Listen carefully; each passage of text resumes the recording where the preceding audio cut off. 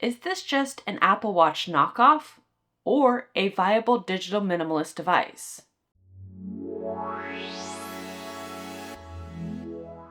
As somebody who's been on a journey to live a more digitally minimalistic life for over a year now, because I'm addicted to smartphones, I'm addicted to social media, and I could spend years of my life lost in doom scrolling. Now, I've tried minimalist phones such as the Punked MP01 and 2. I've tried feature phones such as an array of different Nokia phones, and I've also tried dumbed down smartphones. All of these options are viable and all of these options have their pros and cons. But recently, a lot of people have been recommending that I try using a smartwatch as my daily driver.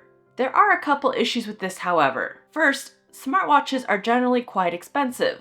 As somebody who is currently unemployed and doing YouTube full-time, I only make about 150 euros a month, so I would have to save up multiple months of my wages just to buy a smartwatch. Second, in order to use a smartwatch, at least in France, you need a carrier that supports multi-SIM usage, and not many carriers do that in France. In fact, I could only find one at the moment, and that was Orange, and it cost a lot of money. It cost about 30 euros per month, a little bit more actually, and I don't want to pay that much money to use my devices less, so that really wasn't an option. So in order for me to use a smartwatch, I needed a smartwatch that had a SIM card capability that I could switch my SIM from one phone to another, and there was one device that people were suggesting on Reddit. This device is the Ultra AI 3. This is essentially a wristwatch, not necessarily a smartwatch. This device can work on its own with a SIM card as a normal phone would. But there are some caveats with this watch, of course. The Ultra AI 3 runs on Android 9. Now, as somebody who's comfortable with using older versions of Android, recently I've been using the BlackBerry Key 1, which runs on Android 8.1. So running an older Android has its pros and cons. The pros is that you can still use a lot of applications such as WhatsApp, communication apps, but there are some security risks with running an older Android. I wouldn't recommend adding your banking app or your credit cards or things like this just in case. But I found that running Android 9 works perfectly well on this particular device because you don't need to use all the apps, but if you do, those apps that you potentially might need are still available within the Google Play Store. When I got this device and unboxed it, the unboxing process is quite minimalist. Of course, you have the device, but they also add some additional things, of course, the band, but you also get a little bumper over the device and a screen protector, which is much appreciated as somebody who bumps into things a lot being visually impaired. When I turned on the device for the first time, of course, you're greeted with the Android screen, but the device itself by default is kind of set up like an Apple Watch knockoff, which I did not appreciate. Navigating the interface for this particular device is not easy with the apps as they're displayed by default, so I went in and changed it to a list view at first, and now I've added a minimalist launcher, the Niagara launcher, which works quite well with the interface of this particular watch. Now you can set it up however you want, whichever launcher you want, but remember that this is a watch interface, so not all launchers will look or work the same. It took me a couple tries. I tried O launcher and it did not work, but the Niagara launcher seems to work just fine. When I first set up the watch, of course, being an addict to apps in general, I wanted to test every app I could and think of off the top of my head. I installed Reddit, YouTube, Netflix, Uber, and all of them worked. I had no issue. Of course, using Uber on a small screen is not ideal, but I could order a driver and travel around with my watch with no problems. This device does come with a GPS, so you can use maps or any applications that require GPS, such as workout apps like Strava. This is super convenient if you're going to use your device more or less as an on-the-go device and you don't want to carry a phone with you. This was one of the main reasons I wanted this device, because a lot of times I like to go out for walks or bike rides, and I honestly don't want to carry anything with me. I just want to be able to have a phone if I need it for emergency reasons And this option is quite viable and has worked out quite well.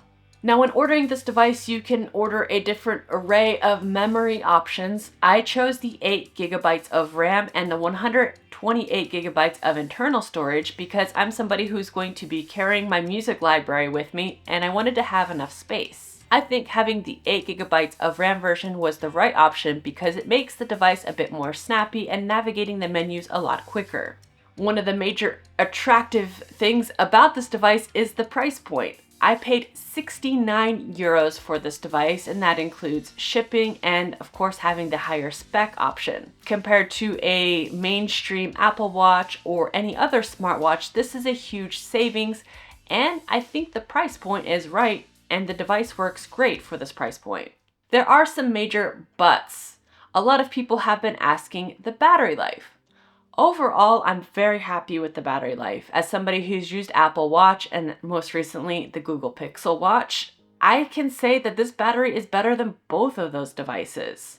Now, this comes with a major caveat. It depends how you're using your device, of course. If you're using it as a smartphone replacement and you're browsing certain apps for long periods of time, you're using lots of Bluetooth, you're using the GPS, of course the battery's gonna drain like any other device. But with general light usage, for me, I primarily use it for communication and that's about it. So I make some calls, some text messages, and I might check an app here or there or listen to a podcast, and generally within 12 hours, I go from 100% starting the day, and by the end of the day, around 9 or 10 p.m., I'm at about 60% battery use. So you can get a full day easily on this device with moderate use. If I'm using this device quite heavily, if I'm using GPS and I'm doing a lot of streaming or downloading apps, I'm going to get down to about 20% by the end of the day, but that's fine because I generally charge this device overnight.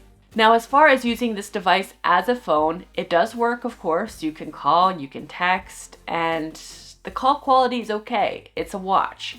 So if you're going to be making a lot of calls, I would use a Bluetooth headset for sure. So that way everybody's not hearing your conversations and that way you can hear more easily as well. What I find this device is also great for is if you have a professional phone number and you want to forward your calls onto your watch, you can do that as well quite easily. I had no issues with transferring my calls to my watch and receiving professional as well as personal phone calls on the same device. Though this device is a great price point, it works well as a digital minimalist device, I do have some major ifs if this device will last the long term. First, the charging cord is not great quality. There are a lot of issues when making sure the device is on the charging cord, first of all, and second of all, the quality of the cord itself doesn't feel like it's going to last the long term. So I have a lot of questions if it can be replaced, how it can be replaced, and yeah. That's just a lot of ifs. Second is buying on AliExpress. This is a risk for anyone, of course. A lot of people buy things and don't receive them or don't receive the item that they were ordering. I was lucky and got the item that I ordered and it works well.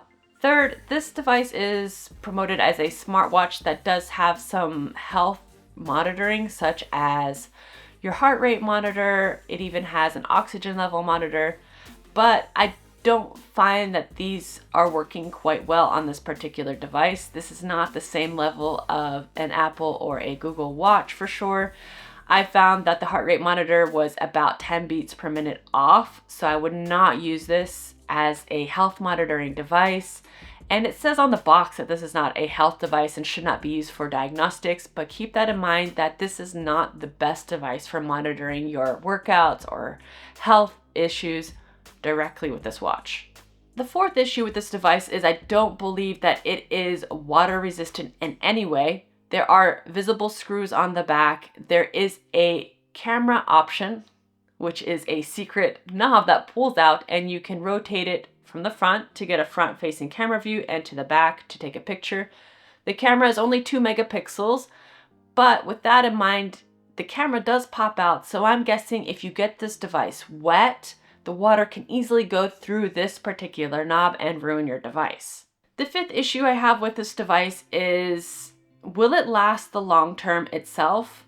I did replace the band because I found the band that came with it wasn't great quality. You can use Apple Ultra watch bands. So this is a 49mm watch, and those 49mm Apple Watch wristbands will work just fine. I got one for €7 off of Amazon and replaced it. And yeah, I think the long term that this device probably won't last as long as an Apple Watch, of course. So if you're looking for something that's going to last years, keep that in mind. Also, it is running Android 9. We don't know how long some apps will be working on Android 9, so also keep that in mind. Lastly, I had some issues with the device in general. I find that it can be buggy, of course, depending on how you're running your device.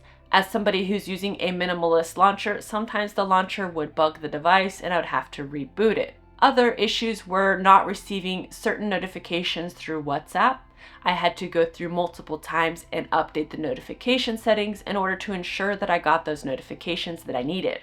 Overall, as a digital minimalist device, it's not a digital minimalist device unless you set it up as one. As somebody who is again addicted to smartphones, I did download a lot of apps that I didn't necessarily need, like Reddit, and used it on the smartwatch.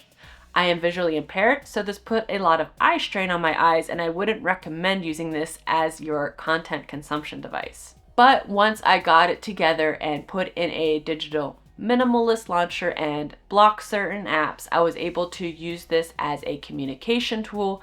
And honestly, I find that it's quite convenient. It has been my daily driver for a week now, and I haven't had any issues with it. It's quite convenient, it holds a battery charge, and it does what it needs to do. It's not as fancy as an Apple Watch or a Google Pixel Watch or a Samsung Watch, but it does the job, and yeah. It's not the most aesthetic watch. If you're a man with a larger wrist, I think this watch will look great on you, but I am a female with a smaller wrist, and this watch looks gigantic. It kind of looks like a futurist Fallout device on my wrist. It's like a massive screen.